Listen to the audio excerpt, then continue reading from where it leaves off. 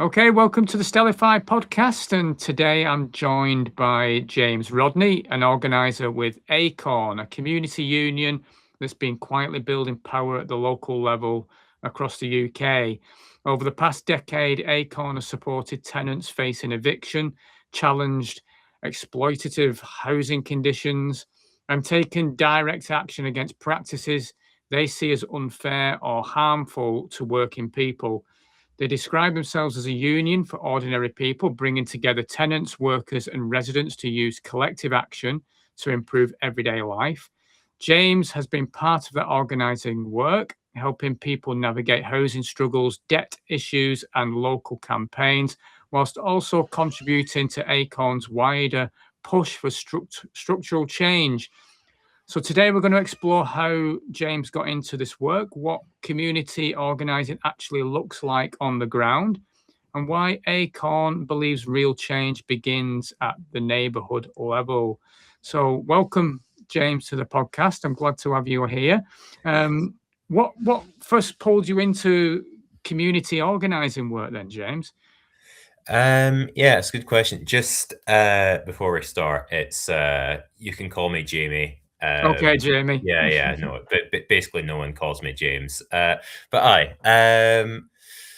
So what got me into community organizing was basically just being involved in a lot of other things that didn't work. You know what I mean? And then seeing something that did. Mhm. Um, like I'd bounced about a few different organizations, a few different like scenes, and yeah, just saw a lot of things that didn't work. Okay. Um, I was also like kind of what really turned me on to it. I was working as a dishwasher, a kitchen porter Hmm. in a not very good restaurant up in Scotland. Okay. And just like yeah, was not was not the best place to work. And that kind of got me looking at, trade unions and workers' unions and stuff like that. And that then led to me working for um the Bakers Food and Allied Workers Union, which is the a trade union for hospitality workers, Yeah. uh, which then got me into community organising. So basically, like seeing a lot of things that didn't work, and then realising that the union movement did. Basically, Yeah, I mean, when you see people getting trodden on, it's something that's affected me since I was a kid. Really, my family were always staunch union people, aye, and that seems to have been eradicated since the Thatcher years. Really, we seem to have removed a lot of those power to the people kind of situations. Do you think? yeah, no, 100%. I mean, obviously the and not just unions as well. Like obviously, like unions is the sort of front end of it, Mm, but it's a whole part of how things have moved away from churches. Whatever you think about the church as an institution, like it was good that there was a place where people could come together as a community, yeah. right? There youth centres being closed down, community centres being closed down, working men's clubs being closed down. Like we've seen over the last few years, like or last few decades, even like just all the places where people could come together, like Mm. see other human beings, like chipped away, and that's why everyone's part of why everyone's gone a bit mad, I think. Um, and yeah, like specifically about demise of unions, like that wasn't an accident. You know what I mean? Like, sort of the people in charge, they don't like being challenged, Yeah. and they saw that unions were the strongest and best way working like normal people had to challenge power. Yeah. So obviously they tried to destroy it.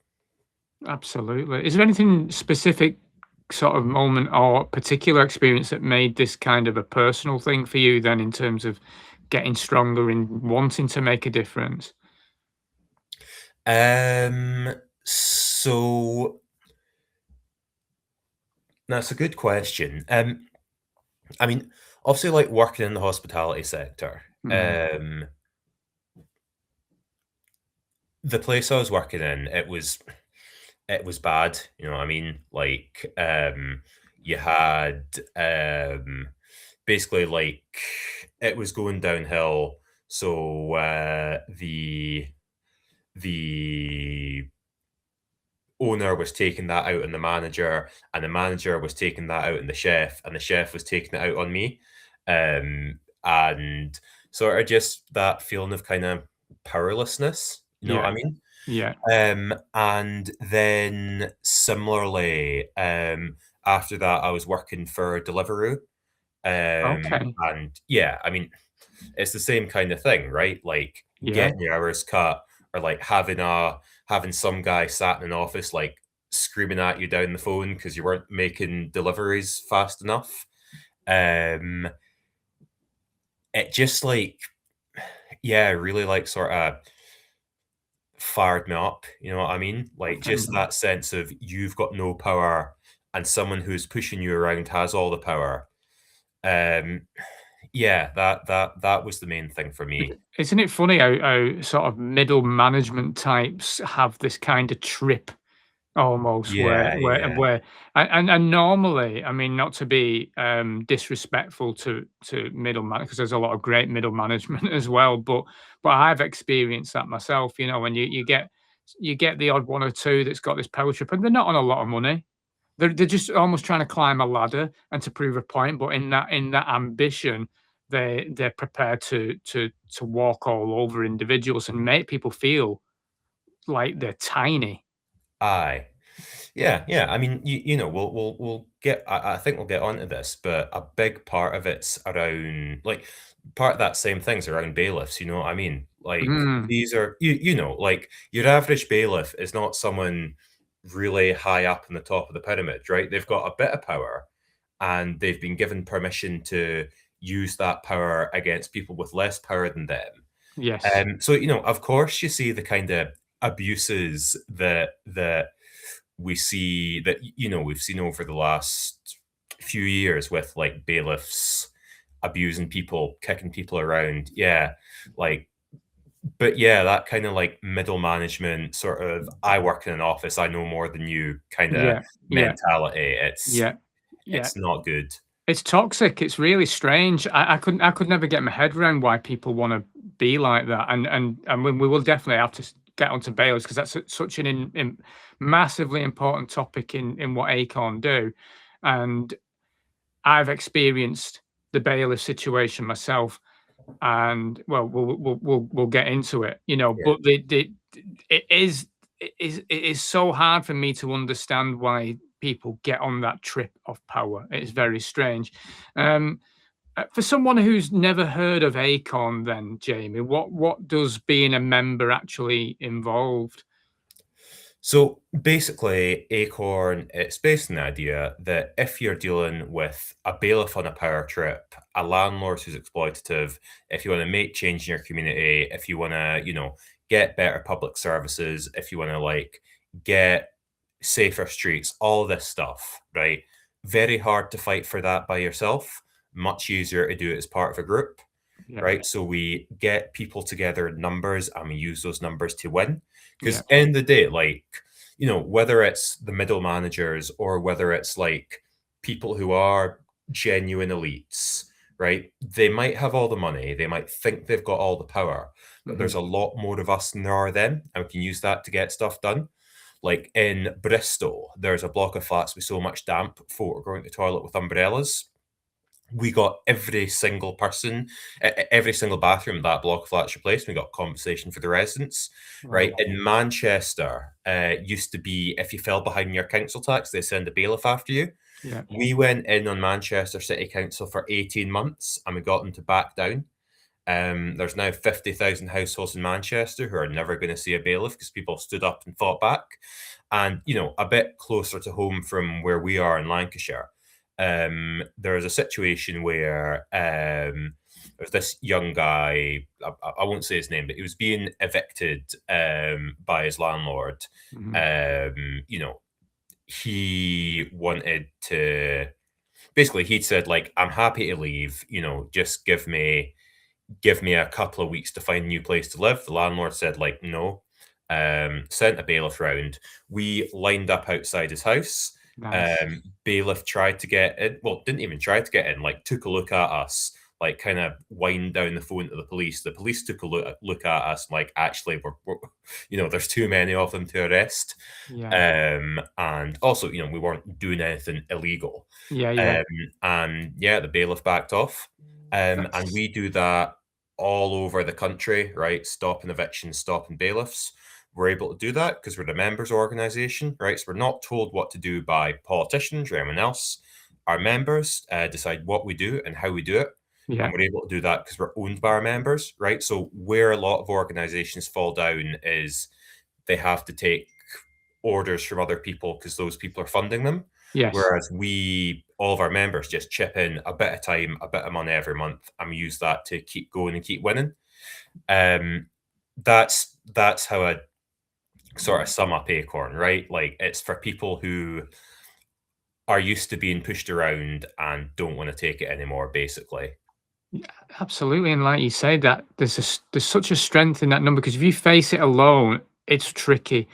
Yeah. And if like, take me for an example. I mean, I know we're going to get into the bailiff thing, but after I lost my pub business and I had a breakdown, in effect, a nervous breakdown, and a lot of it was down to the financial situation that we were under, and I felt guilty. I felt ashamed that I couldn't, or I'd lost my family home, and my wife and kids had to move again. And I had PTSD when it came to finances. I still carry PTSD, actually, when it came to finances. And when the bailiffs come knocking on the door, even though I was aware of certain ways to talk to bailiff, straw man kind of things, I had there's no way I could do it. Aye. I just didn't have the strength. Yeah, aye. And also, like, that's not uncommon, you know what I mean? Like, I've spoke to this woman down south. She, again, like, she knew she was within her rights, right? But this guy in a stab vest comes to her door, starts shouting at her, starts saying he's going to put her dogs down. Obviously you freeze up in that case, and, like, people give away more than they should have to. And again, the beauty of a union is by linking up, we can be stronger together. It's Yeah, absolutely. What kind of situations do people usually come to you with first? Then is it council tax kind of bailiff situation, or is it evictions? What's the general thing? So bailiffs, initially we started off just doing eviction resistances, right? Like, someone is being thrown out by their landlord, usually for pretty dubious reasons. We block the bailiff's way in, get them a bit of extra time.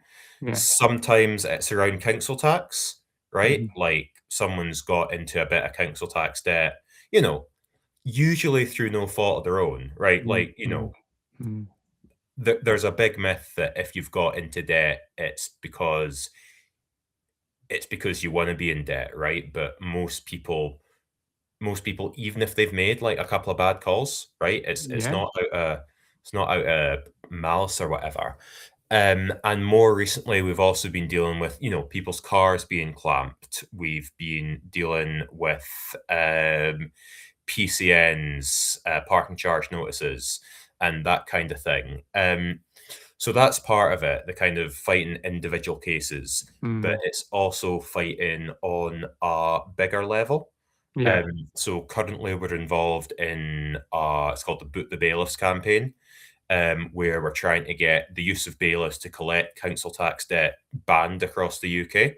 Okay. right? Because not only are bailiffs, brutal and bullies, they're also like not very good at their job, right? Like it costs the council more money to send bailiffs out than bailiffs actually bring in, which begs the question of Interesting. why they started doing it. But yeah, Yeah, yeah, interesting. I didn't know that. That's interesting. aye. Um, when you say ACORN has stopped evictions as well, I mean, what does that look like in practice, Jamie? So in practice, it means lining up outside the house, Okay. stopping the bailiffs getting in. Yeah. It can also mean, sometimes you've got these like big corporate landlords going down to their offices in numbers and kind of kicking off. We Right. had a case down in Liverpool, um, Place First, who are a big developer. We're trying to raise everyone's rent by I think like 30-40%. Wow. Um, it's utterly mad. Y 40% rent Isn't rise. it? That's Yeah. crazy. Yeah, yeah. And I'm not the Liverpool organizer. I don't know the exact details, but apparently when the people had been moved in, like they'd been told, that that wasn't going to happen basically, or like Mm, it had been sold. And anyway, um, a load of those residents joined Acorn. yeah. And we went down in numbers to their offices. They banned us from their offices. We went down in numbers to a housing award they were receiving. They got withdrawn from the housing reward because of the kickoff we did, and we just kept going down to their offices, to their viewings, to that kind of stuff. Right. And eventually they backed down, right? Like they still push through a like 5% rent rise, which, is not nothing, but compared to 30%, it's pretty good. It's a big difference. Yeah, yeah. So it's basically like direct action, you know what I mean? Like going directly to the person causing the problem and Mm. negotiating with them in force. That's fantastic, that, Jamie. I mean, what a difference you're making to, we're in a difficult time, aren't we? These are really tricky times. Everything's going up in cost. People are worried. Your wages are not going up, but everything else is going up. People are struggling generally. The area that I live in, you can see it. People are Aye, struggling all the time. So, credit to you and credit to the people involved in your organization, really, because you're making a massive difference to the small man. And I think the small man's always getting crushed, has done as long as I can remember. And it's great to see a union coming together and doing this. That's a credit to you. About time. yeah, yeah. I mean, you know, appreciate you saying that. Obviously, like it's good what we've been able to do in the last like 10 years since we've been around, but the fact is, it's not nearly enough, right? Like things are still getting worse, and they're going to keep getting worse until I suppose normal people wake up, stand up, start fighting back. Mm. Um, and yeah, no, it is the only way things do change, right? Like one of the like worst mindsets you can get into is, oh, like, you know, let's get rid of Rishi Sunak and Keir Starmer will save us. And then let's get rid of Keir Starmer and Nigel Farage will save us. And then, I don't know who they're going to say will save us from Nigel Farage, right? When he inevitably like ruins it for himself as well.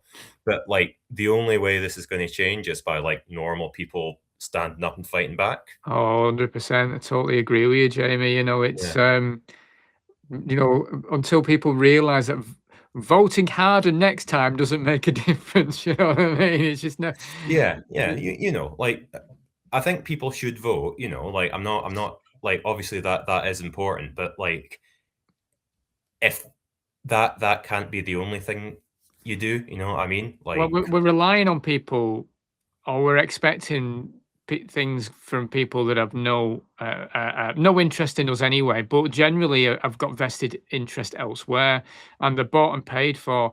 The people that we find, this is my opinion, But I Yeah. find that the people that are usually in Westminster, the corrupt suits in Parliament, they've got vested interests, and you can see that the way digital IDs moving forward. Now you can see that in 2020, the way COVID happened, and when there was any kind of discussion in Parliament regarding COVID, nobody ever showed up, and it's the same thing that's happening with digital ID. If there's any kind of um,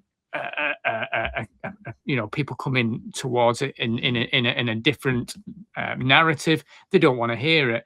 So many, a big percentage, not all, are not out for us. They're not interested. I mean, I don't know if this is true for this Parliament, but before the 2024 election, there were more landlords in Parliament. Like basically, in 2020, before the 2024 election, if all the landlords in Parliament had formed a party, they'd be the biggest party in Parliament, Wow. right? And like, it's mad. You know what I mean? Like landlords are a relatively small percentage of the population, Mm. but they've somehow got that much clout in Parliament. And like it's the same way. You look into the register of interests, and you look into all these lobby groups, and you look into you know the advisors to politicians, like getting like big jobs with these companies before they become. I mean, you look at the fact that what's his name, Peter Mandelson was on the Epstein list. You know what I mean? Like yeah, it's basically like, I know this is a bit of a cliche, but people who the kind of person who like tends to get into power is also the kind of person who shouldn't get into power, right? And that's not that's not me saying that if all the politicians were just a bit nicer, like all the problems would go away, right? The issue is these people are getting away with it because they can, right? Because we don't have strong unions, because we don't have like an organized lobby for normal people, for normal working people, in the same way that big business has an organized lobby. Like, of Yeah. course, this kind of thing happens. You know what I mean? Yeah. Well, they're Like, not. No one's holding them to account, though, Jamie, are they? yeah, exactly. Like, um, and it's yeah, no, it's sickening, honestly. Like how people can, like you have what's her name, Liz Truss, Mm. right? Like who's now making millions of pounds. Boris Johnson's making millions of pounds. Rishi Sunak's making millions of pounds consulting. I don't like Tony Blair, right? Making loads of money after he left Parliament. Like, if you asked the normal person on the street, right, whether they're left wing, right wing, whatever, like whether Tony Blair, Liz Truss, Rishi Sunak, whoever had done a good job, right, you'd only get one answer, right? But somehow ruining the country isn't enough to preclude them from getting like really well paid jobs afterwards. No. No. Um, Or yeah, find themselves in prison. Some of them, but they seem to avoid that as well. yeah, It's but that's when people start to feel that they don't have the power then, because all they're seeing is the same thing over and over and over again. And this is probably why it's good to see um, smaller associations like yourself making a difference. And maybe if that grows and grows and grows, and not specifically saying that it's ACORN that does that, but a union of strength, that people know that they have the power themselves. It's about the people knowing it's them that hold the power, not the ones that are debating in Parliament. yeah. Like in 2024, um, basically the bank TSB used to have some of the most anti-tenant terms and conditions in the country. right? ACORN members in 20, 30 different cities like went down to TSB branches, took direct action there. And like this multi-million pound bank folds like wet cardboard.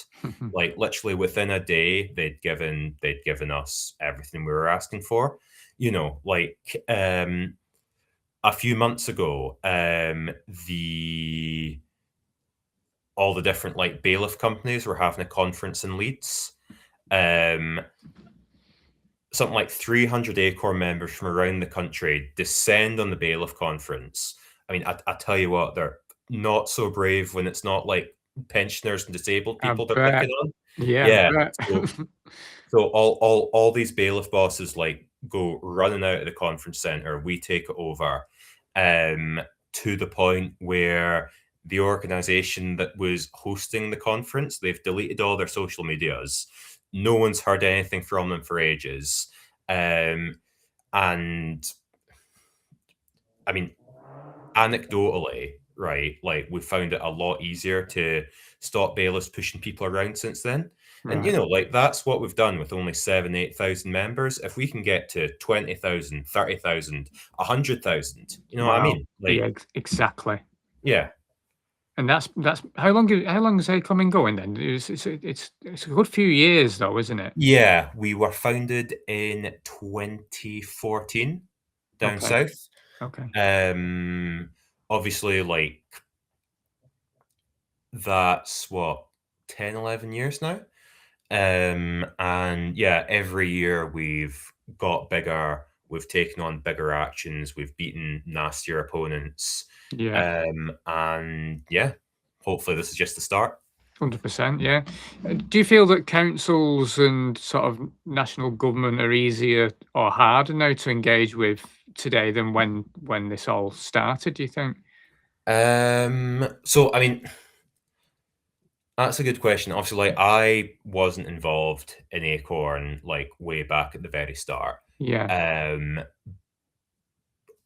Obviously, the main changes, right, have been a couple of things. Like a lot of councils are like genuinely skint. You know what I mean? yeah, Like yeah, they yeah, are yeah, broke, yeah, and there's a lot of different reasons for that. So yeah, like that's obviously been a big change, yeah. right? Like the fact that successive governments have cut council funding and they're having to do more with less. Obviously, like that's not to say we should let them off the hook, right? Because they should be prioritizing looking after what the majority of people want, looking after what most vulnerable people want, rather than, the kind of nonsense they're doing at the moment. But life has got harder for councils, and obviously that has trickled down onto normal people. In terms of like national government, like we are a lot bigger now, we are a lot stronger now, and it's been easier to push people around. Like I was in Blackpool at a residents meeting a couple of days ago, Mhm. and like the MP for Blackpool was there, and he'd heard of us. You know what I mean? Like a Okay. few years ago, like that definitely wouldn't have happened. Like I remember when I started organizing in Bradford, having to explain to someone who worked in an MP's office like what ACORN was, and then being like, "Oh, okay, that's nice." Whereas, and that was only in what, like 2022. Yeah. Whereas like in 2026, the MP was like, "Oh yeah, I know about ACORN." Like kind of, and yeah, being recognized as legitimate union. Like obviously that only goes so far, and we're not here to make politicians say nice things about us. We're here to win That's systemic change. But yeah, there definitely has been a change in the weather, I think. Well, that's good because I mean that shows the impact you're making, doesn't it? That's the Yeah. thing. You're making a difference, so they're obviously going to hear about it. If you're going to be making, like you said, systemic change and winning things for the smaller man. because generally they don't want that to happen. So Yeah. that's a threat. So it's good to see that's positive. And do you think more people are ready to organise now then compared to a few years ago? Are you seeing a change in people's attitudes in things that way? That's a good question. I mean, people are I mean, basically, life is worse for most people than it was even a few years ago, and Mm, it wasn't that great a few years ago. Um, and different people respond to that differently. yeah,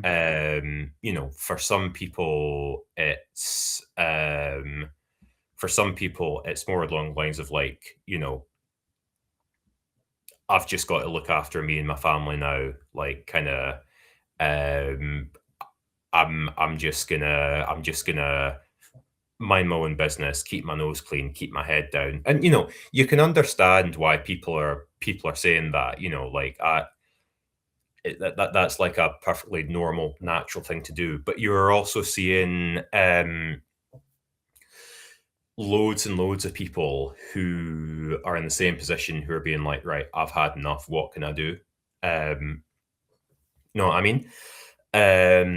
And it's generally speaking people who have never been involved in anything political yeah, before yeah, that tend to be really good at it. You know what I mean? Like, because people who've done forms of, like people who talk like normal people, you know what I mean? People yeah, who have learned about politics from seeing stuff happening in the real world, not from like reading like academic theory and stuff. Yeah, I mean, there are definitely people who are we're definitely seeing more and more people like ready to fight back. The good. challenge is people are under far more pressure now. And it's just a case of turning that pressure into sort of anger and determination rather than into despair almost. Yeah, Um, yeah. There's a positive way of with fear. You can turn fear into something positive, can't you? Rather than becoming a shrinking violet, if you like. If you can use that fear to push back instead, yeah, then that's a difference. like and it's also and going back to the bailiff thing, like that's sort of the sharp end of it, you know what I mean? Mm, Like having someone banging on your door, shouting about, wanting to, shouting at you, abusing you, who's been sent by the council. Like that's the most obvious example, the most obvious way in which the system like stomps down on people. And as we're seeing more, and hopefully as people see those bailiffs being sent home, being beaten, being pushed back, yeah, um, we're that's going to give more people hope as well. Um, absolutely. Yeah, yeah, absolutely. yeah, And it's so needed. We are in difficult times, and do you find that do you use legislation kind of talk to stop proceedings, or is it more a case of a physical harm in terms of the amount of people that's involved? How does it work? yeah. I mean, mostly it is just strength in numbers. You know what I mean? Like, obviously, it's useful to know the law. Mm, It's useful to be able to look at an eviction notice and say this isn't valid for XYZ reason. yeah. Um, but mostly, yeah, it's just strength in numbers. You know what I mean? And obviously the some people might argue that you know, I know there are people who look into the legislation, have a really good understanding of that. And you know, I'm not saying that's not useful, but you know, you can tell someone like what they're doing is against the rules. If they're stronger than you, they're still going to do it. You know what I Yeah, mean? this is one of my fears with I've got friends who do a lot of work in the common law field, if you like, and the admiralty law, and Yeah, the all that kind of stuff. I'm not an expert, but it's just something I avoid it in a way because my brain doesn't work that way. I prefer to yeah, have someone next to me who knows what they're talking about. But one of my biggest fears with that push is it only requires that individual that's teaching it to be arrested and thrown in jail. And then who's going to feel strong enough to move that forward? Whereas if there's a number of people, like you say, a power to the people frontline there, that's you feel a comfort with that, don't you? If it's they create legislation, they'll still bang you up in jail, won't they? It's yeah, tricky. yeah. You know, like there's been so many cases, right, where landlords have been illegally evicting people. Hmm. Um, they've contacted the police, being like, "Look, I'm being illegally evicted." The police have turned up and said, "Oh, that's a civil matter, nothing to do with us." Hmm. Right? Hmm. Like the shelter website, and you know, like shelter are not by any means like a radical or like a, you know, burn the system to the ground type organization. Yeah. But even on the shelter website, it says if you're being illegally evicted, be careful about calling the police because they don't understand the law. Right? Like Right. Right. that's I don't know the exact wording, but Yeah. something to that effect is on the shelter website. Like, don't rely on the police to protect you. And if even shelter, who are, you know, arguably, you know, I'm not saying they don't do good work. They provide useful advice, but they are part of the establishment, however you define it, or quite friendly Yeah. to the 100% they establishment. are. Yeah. Yeah. Yeah. Yeah. Yeah. If even they're saying that, you know, if even shelter are saying that, then I'm not, you know, things have got really bad. Mm. Mm. It's a worry, that, isn't it? I mean, I sometimes wonder how many people would know the law anyway. So, Yeah. yeah, I know I'm not comfortable with it. I certainly wouldn't be comfortable. I know a lot of people that are as well, but I just have a fear of the potential of those that are fighting, and hands up if I'm completely wrong here. Those that are fighting using common law and things like that that could get themselves in a lot of trouble. Yeah. I mean, it doesn't even need to go as far as the people pushing common law being thrown in jail, right? Like if you are going up against like a big company, going up against the government, right? Mm, mm, They're going to be able to afford to drag things out in court for longer than you are, mm, right? They're going to be able to afford stronger lawyers than you can. mhm. You know, like if you're, you know, working shift work, or if you, or you know, if you're a carer, if you've got a family, if you're trying to make ends meet, right? It's really hard to sustain the money for a legal case against someone who can just keep throwing money at it. Yeah. You know, that's why we see all these, is it slap lawsuits? Okay. Um, which is basically when people who have a lot of money will respond to stories they don't like by saying, "That's defamation, I'm going to sue you." They know it's not really defamation and that they probably won't win in court, but they have enough money to keep dragging it through the courts Yeah. until until basically it's not worth the person who's going up against them to keep sustaining it. Yeah. Good Um, point. like, generally speaking, you don't want to fight people on ground that they're stronger than you on. That's right. And the courts favor the people who can afford the better lawyers, basically. And Yeah. that's not going to be us anytime soon. No, and there's a lot of corruption that goes on there in there as well.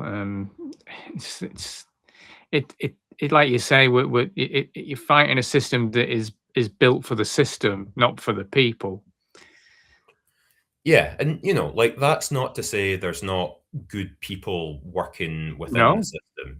Like, no, that's like, I've met people who are genuinely honest and decent and trying to do their best, but it's really hard for them. You know what I yeah, mean? yeah, Like, it's really, really hard for them, and full respect to them for continuing to try it. yeah, Um, yeah, yeah, but the only power that normal people have is by trusting other normal people, right? Like, by getting together in numbers, using those numbers to win, right? Like, that's why we've got all the freedoms and rights and stuff that we enjoy today, right? mm. It's not because nice people in government decided to give them to us. It's because we got together and fought for it, right? Yeah. I think so. I think I think there's strength in numbers. I really firmly believe that, and I don't think we're here to beg government for anything because Yeah, they're not going to give you anything that way. But it's time we say no to a lot of things that's been heading our way over the past few years, and it's heading our way massively now. And I think I do feel that it's down to the people that to make the change. yeah. Beyond individual cases, Jamie, what long-term changes is ACORN trying to push? So the main push at the moment is the Boot the Bailiffs campaign. Hmm. Um, Basically, we are trying to get rid of using bailiffs to collect council tax debt, which, like I said, it's not only brutal. Like, I, s- I was speaking to a woman in Brighton a few months ago. She'd been shoved from behind by a bailiff. She was 6 months pregnant, landed on her stomach. Like, thankfully, she was okay, and thankfully, the baby was okay. But someone was being paid taxpayers' money to do that.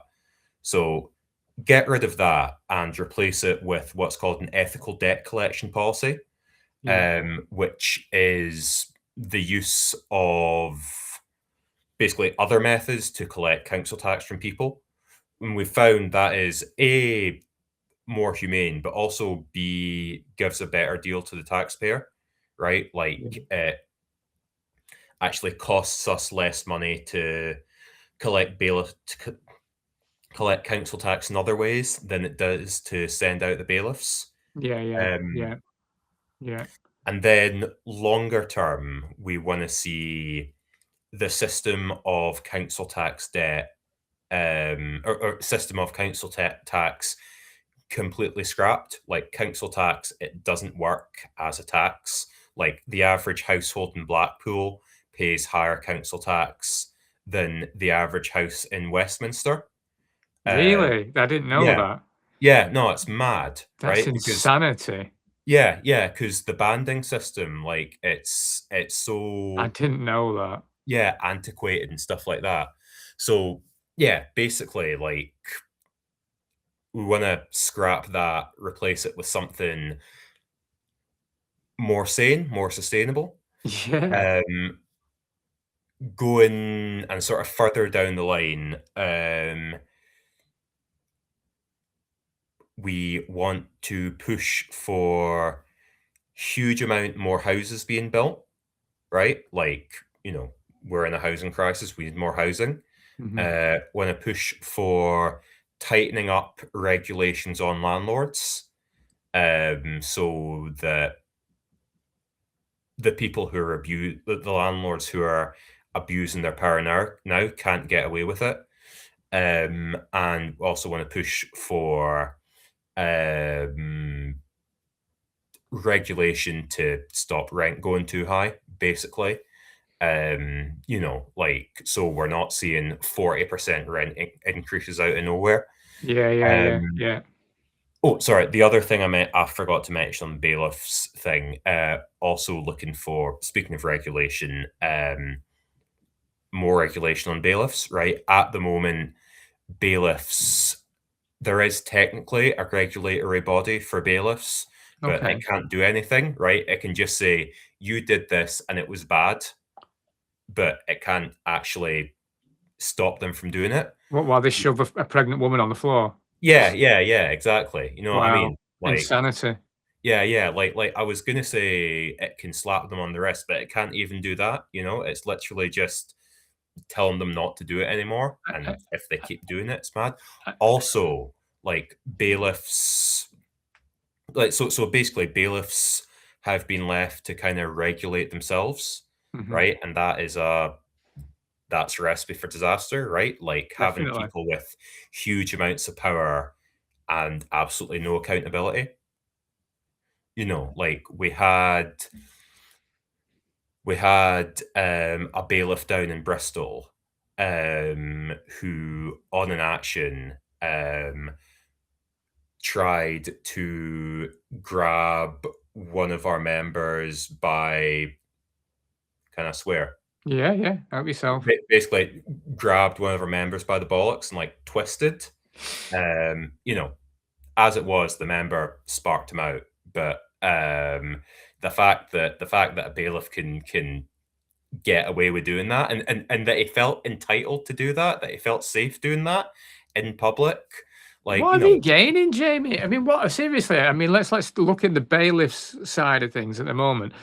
What are they gaining? They can't be on good money. What are they earning? What they earn? What gives them that thought of power where they can physically attack someone for a couple of £100 fine? I mean, seriously, what is wrong with these people? well, I mean, so one thing I've seen, and I don't know if this is true for all bailiff companies, but for one of them, right, like, bailiffs are getting paid less, if they let someone set up a payment plan than they would be, from repossessing their goods. So, like, it's literally, if you do the decent thing, right? If you say, right, you should do this, and this to pay off the debt, you'll get less money than you would if you broke into their house and seized their goods. Um, and also, like, I think most people, right? I think most people are relatively decent, right? Like Yeah, most people are sound, right? But yeah, there is a temptation to push as far as you're able to get away with, right? Like we're seeing it to an extent in a lot of walks of life, basically, right? of Where course. people are being told, right, whatever you do to this group of people or to this person, that's okay, right? They've had their chance. You're allowed to do whatever you want to them. Like, there is a certain type of person who's gonna take that too far. You know what I mean?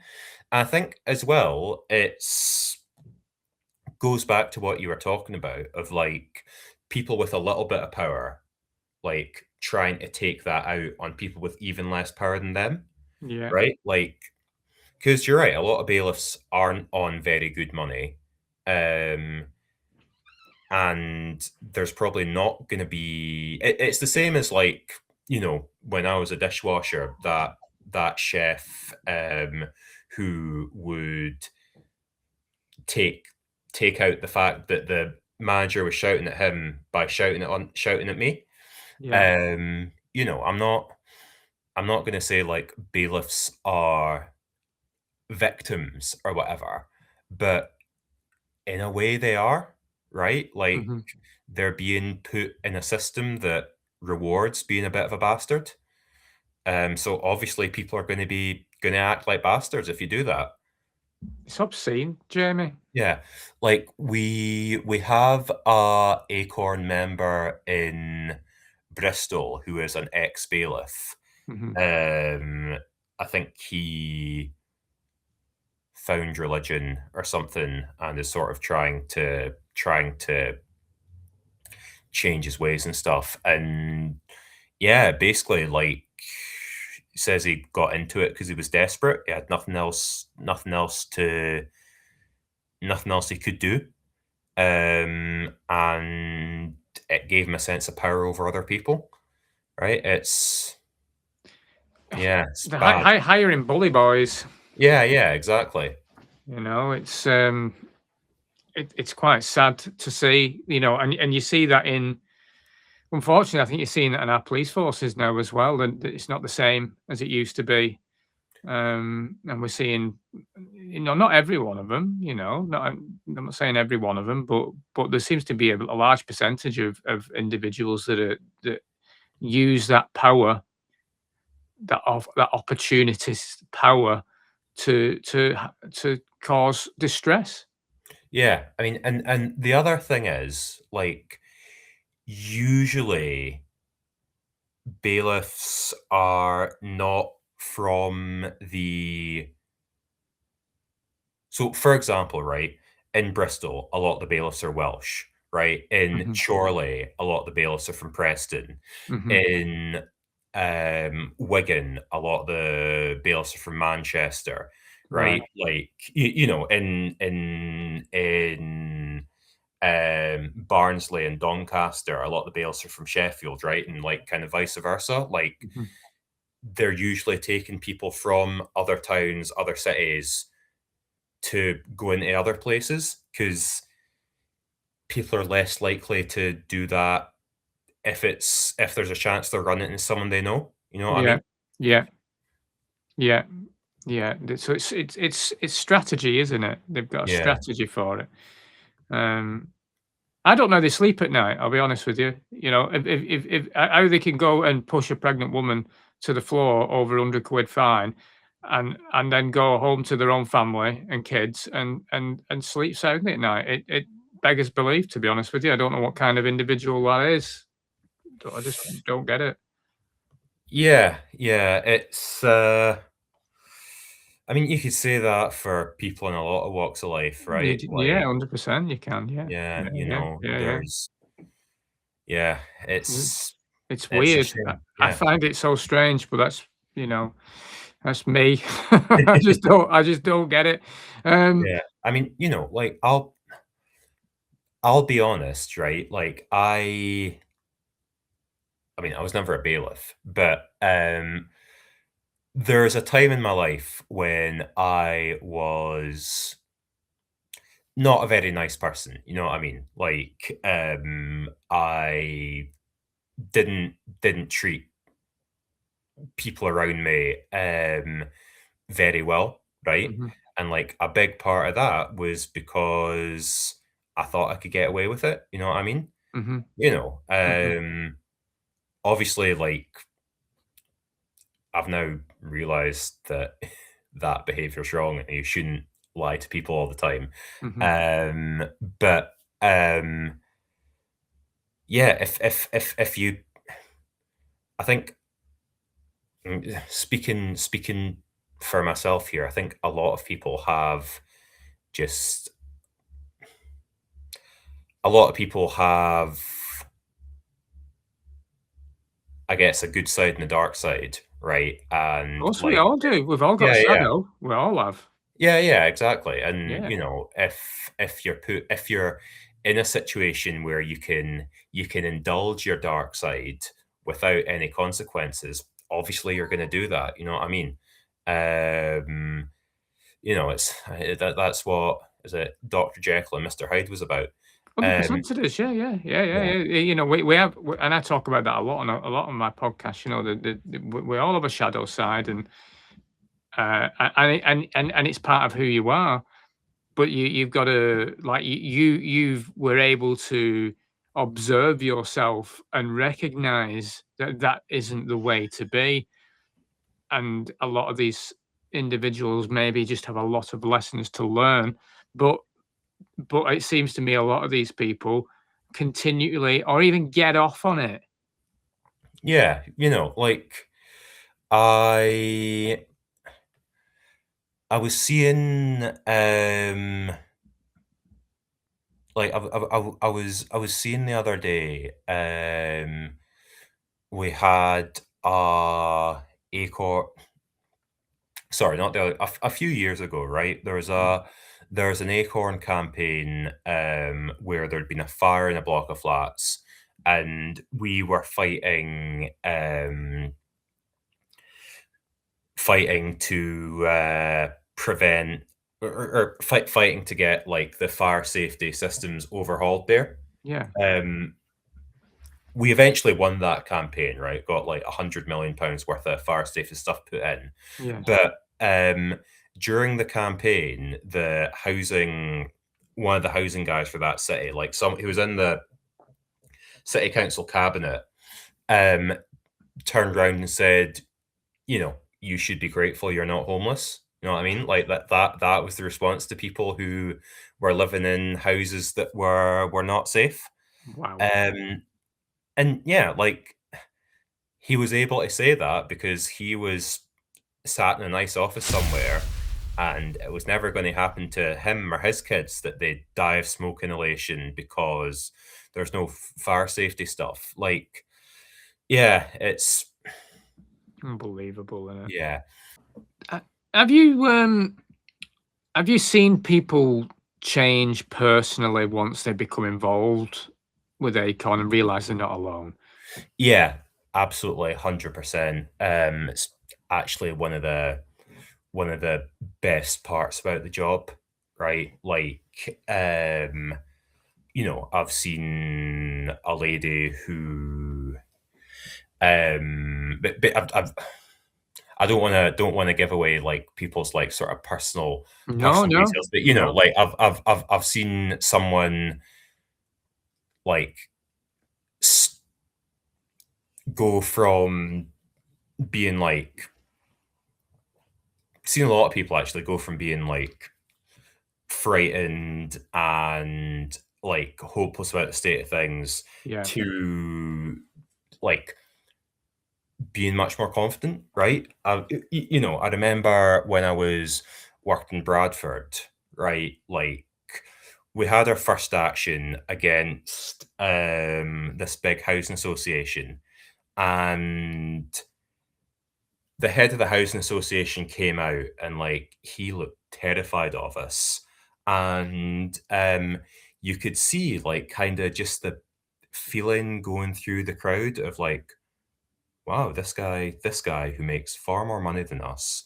who has been making our lives miserable, is scared of us. You know what I mean? mhm, Like there's in Preston a year or so ago, um the bailiff there's a bailiff trying to evict someone, and he makes some sort of like semi-threatening comment.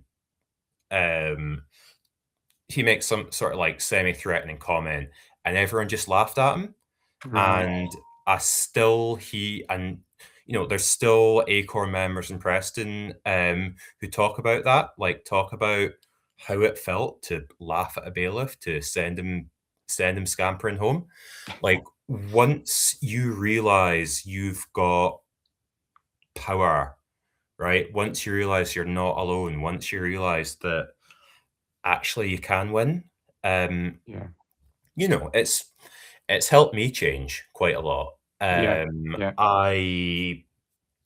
I'm a much more confident person than I was. I'm a much more. I'm. I'm. I'm a much less like depressed and anxious person than I was before I got involved, and I'm much less like, I suppose, like cynical. You know what I mean? Like, I used to think that everyone who doesn't think exactly like me, like Mm. they're Yeah, yeah, yeah. diametrically opposed. There's nothing. And I've now realized, like, actually, people, there are people who can disagree completely with me and still be lined up side by side with me against bailiffs, right? There's people who a few years ago I would have seen as like, you know, the enemy on the other side, right? Who, you know, we still disagree. We can still, we doesn't mean we agree on everything, but who I would now fully, absolutely 100% trust to have my back against an abusive landlord or against a bailiff. Brilliant. Um, you know, like one of my first,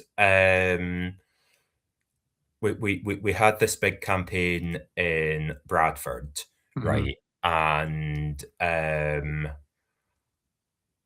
don't know how well you know Bradford, but it's got like quite a big Pakistani population and obviously quite a big white population, and the two areas like don't really mix. Mhm. Um, and we were organizing this block of flats, um, this like big tower block run by a housing association. Yeah. Um, and they'd actually found like broken asbestos tiles in it. Oh, really? Um, Wow. yeah, no, it's bad. Um, and basically, a lot of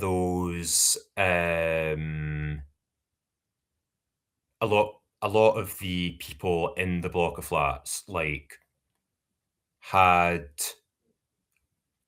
back when the EDL was big in Bradford, had Mm. either been involved in the EDL or knew people who'd been involved in the EDL. Yeah. And we're organising in that part of Bradford, and we're also organising in another part of Bradford, which was largely Pakistani Muslim, Mhm.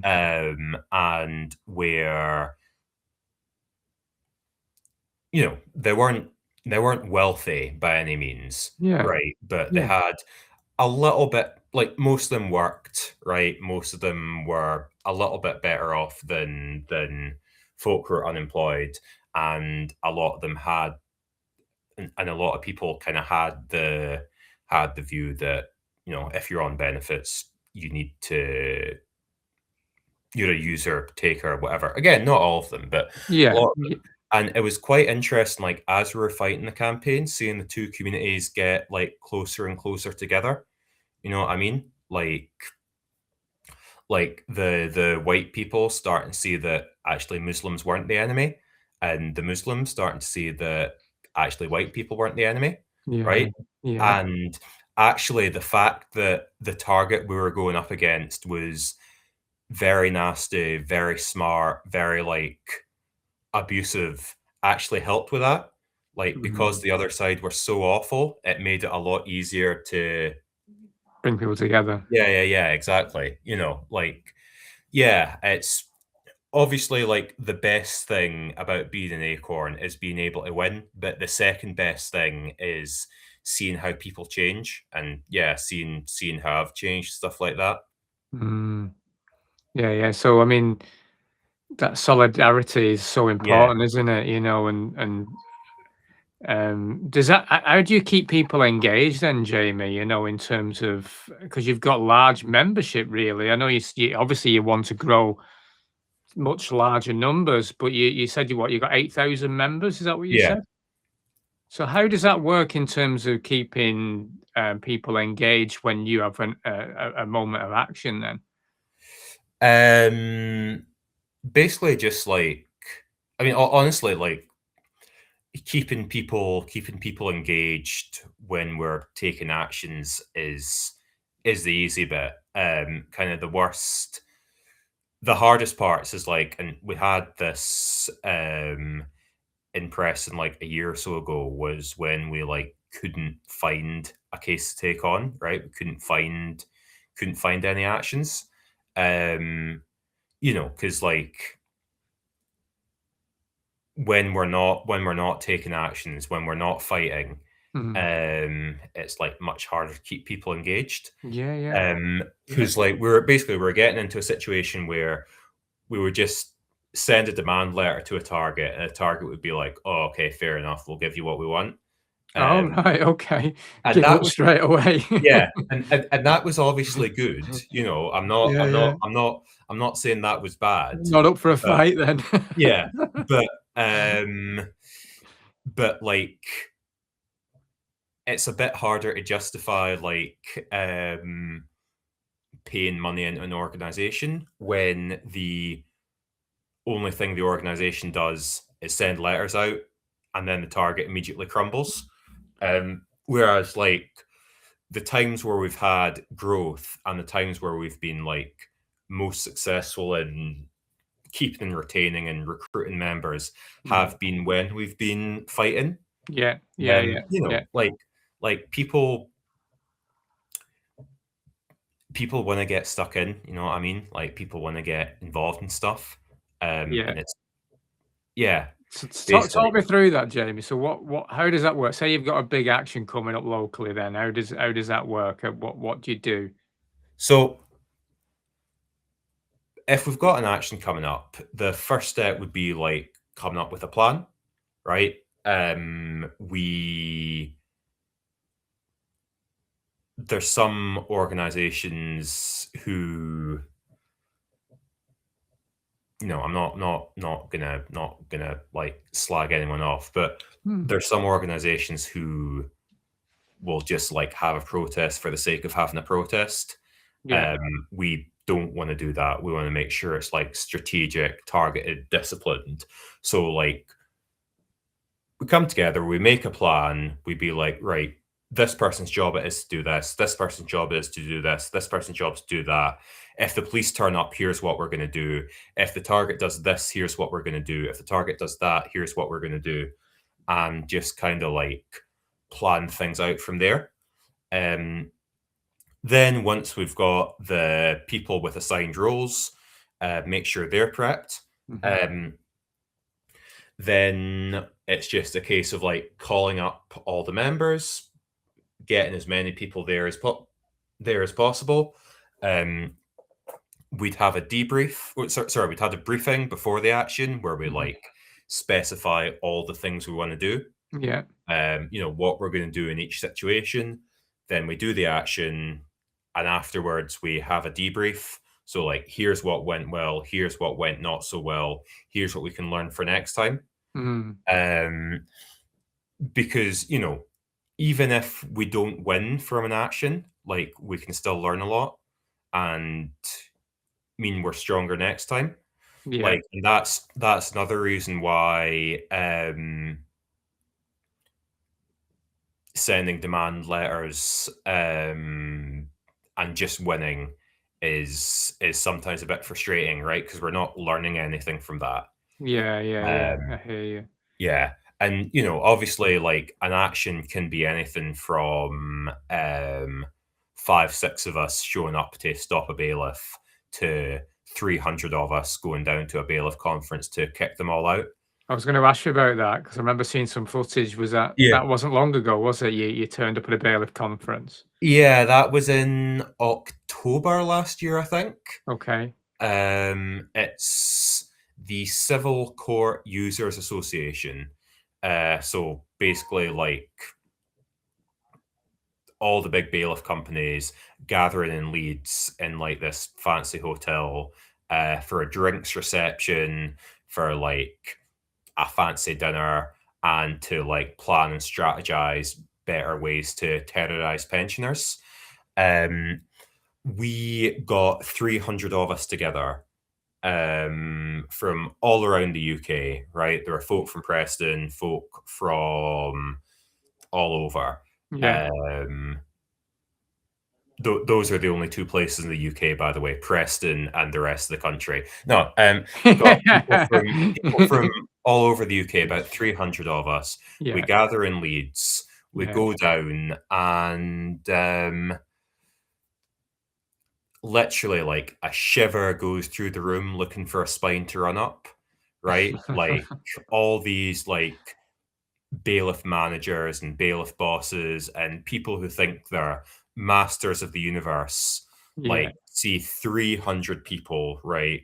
A lot of whom who have had experience of being pushed around by the bailiffs, like storming in. yeah. And yeah, like they literally turned tail and ran. We took over the bailiff conference. We officially launched the Boot the Bailiffs campaign, and then we went down in numbers to Leeds City Council and Right, forced them to meet with us as well. brilliant. Yeah, no, it was sick.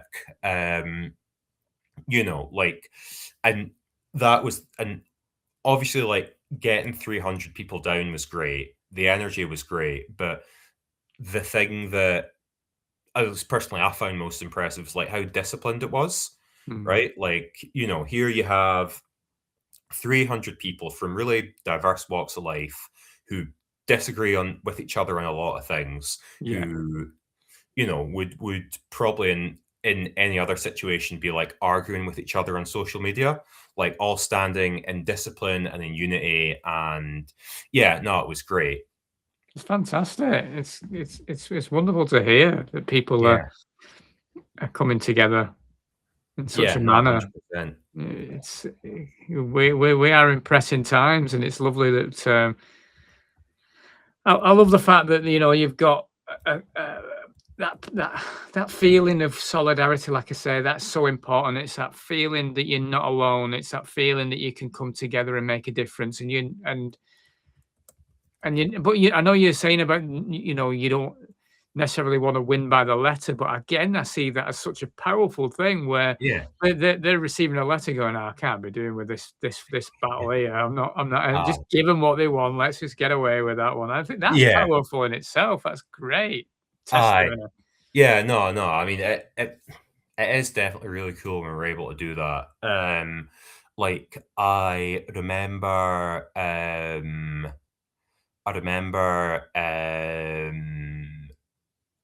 ACORN member from somewhere in Essex saying like, you know, what I want from ACORN is for the people in power to feel when they hear from us, I want them to feel the same way I do when I get my gas bill through, right? When I get my council tax bill through, right? I want them to be panicking and stressing out the same way the same way I am when that stuff's happening.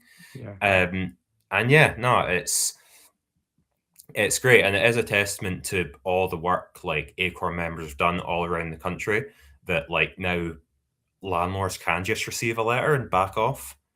yeah, yeah. Yeah, It's fantastic, mate. It's fantastic. like we've got to a situation where Places for People, which for those that don't know are a housing association. They're one of the biggest housing associations in the country, actually. And we've had basically people come through with loads of different issues about them. Yeah. We've had damp, we've had mold, we've had rats, we've had mice, like all this stuff. And the first time we wrote to them, they didn't even respond to us. You know what I mean? Like we literally raised the issue, didn't even hear back. Mhm. And then we took a few actions at their offices. And now literally like one of our press and committee, who is also a Place for People tenant, has the personal phone number of one of their area managers and can Mhm. just be like, "You're going to get this sorted out. You're going to get that sorted out."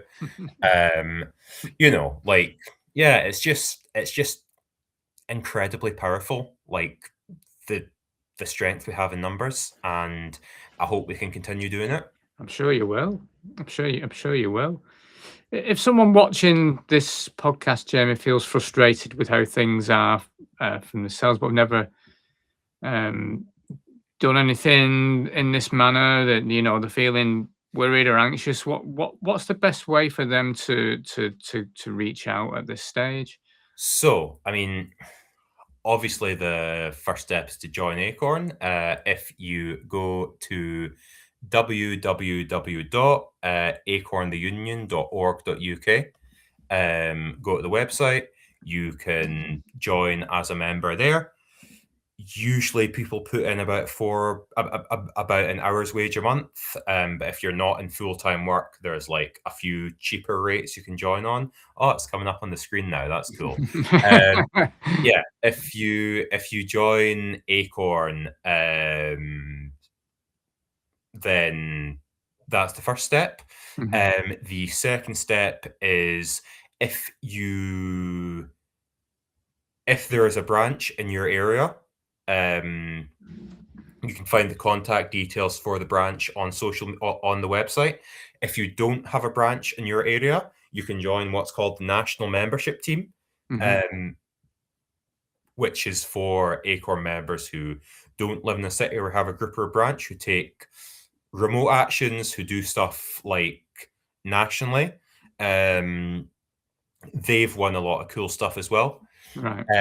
And yeah, basically, like, join ACORN, email your closest ACORN branch and get involved, right? Like, it was the best decision I ever made. It's been the best decision a lot of people have ever made. And yeah, I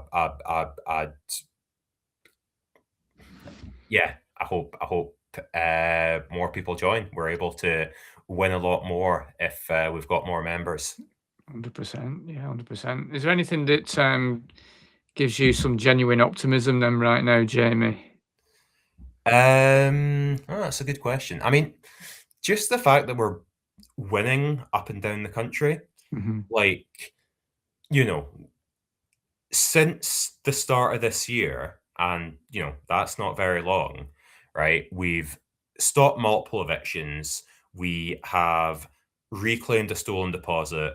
We've won thousands of pounds compensation. We've stopped a rent rise. We have started campaigns in a lot of different cities. We've taken actions in Preston, Bolton, London, Lambeth, Bristol, Brighton, Norwich, Huddersfield, Bradford. We have, just won a lot of cool stuff. And as you can maybe tell by the accent, I'm not English, but one thing I've noticed about English people is that English people of, whatever race, color, or whatever they are, English people are some of the nicest folk in the world until they get pushed too far. I reckon, like, a lot of people have been pushed too far now. And that's why we're seeing more people joining ACORN. We're seeing more people fighting back. And hopefully that means we'll see a better future for normal people in this country. That's what we want, Jamie. Yeah. That's exactly what we want. Exactly. Is there anything you would like to add or to talk about before we close the podcast off?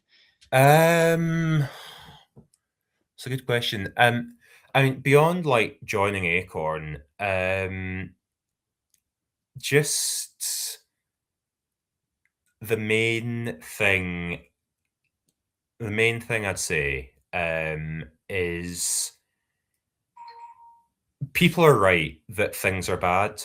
Like, people are right that, the world, like, there seems like there's a lot of darkness in the world at the moment, but most people are relatively decent, right? Like, I'd genuinely, go to my grave believing that. Like, most people are sound. Most people want what's good and what's right. And if we all stand together in numbers, we can get that. Like, obviously, there's going to be there's going to have to be trade-offs and compromises and like all of that stuff. But I think the most important thing, we're living in a situation where there's so many excuses to like for us to be divided and us to be fighting each other. Yeah. And but we've got a lot in common, and if we all stick together, like things will be better for all of us. That might sound a bit naive and a bit like fairy tale-y, but I'm with you. I'm there's with the you, Jamie. alternative. I'm with Yeah, you. I think there's a common goal that's going on right now that is against the people, and it's a big one. And I think the more people that come together and recognise that the issues that we've got are this particular common goal, then we've more chance of overcoming, aren't we? And enjoying life the way it should. yeah, exactly. Like basically things things won't change unless people try and change them. And even if we fail, like we've got more chance of succeeding if we try than if we don't, right? Like if you fight, you might not win. If you don't fight, you've already lost. So, might as well give it a go. It's right, and one of the biggest problems I find or found over the past few years especially is apathy is the biggest problem that we have in this country. Yeah. And people think that there's somebody that's just going to fix the problem. Yeah. And I think it's the people that have got to do it. It's down to us. Yeah, exactly. Like no matter like how bad things are, like all you can do is try, right? Like, we have we have civil rights, civil liberties. I mean, I don't know for how much longer, but we have civil rights and civil liberties because like normal people fought for them, right? And they didn't have like a lot of the advantages we do nowadays with social media and stuff like that, right? And if they manage to fight a powerful dictatorial government, then we can deal with some bailiffs. You know what I mean? Yeah. Like, Yeah. yeah. So yeah, basically join ACORN and get to know your neighbors. Those are my two main bits of advice. Well, I really appreciate your time. It's been really interesting to hear what it's like on the ground as well. Not just in theory, but in real people's lives as well. So I appreciate your time and the perspective, and I hope people watching, especially those that are feeling a little bit anxious and a bit nervous now, can see that there's a place to go. So thank you for being that place, Jamie. It's really important. So much love to you and to Acorn in supporting and helping the common man. Yeah, no, I mean, thanks for having me on. It's been good. It's been good chatting to you. And yeah, if everyone listening joins Acorn, that'd be great. Absolutely. Thanks, Jamie. Yeah, no worries. Thanks, Anne.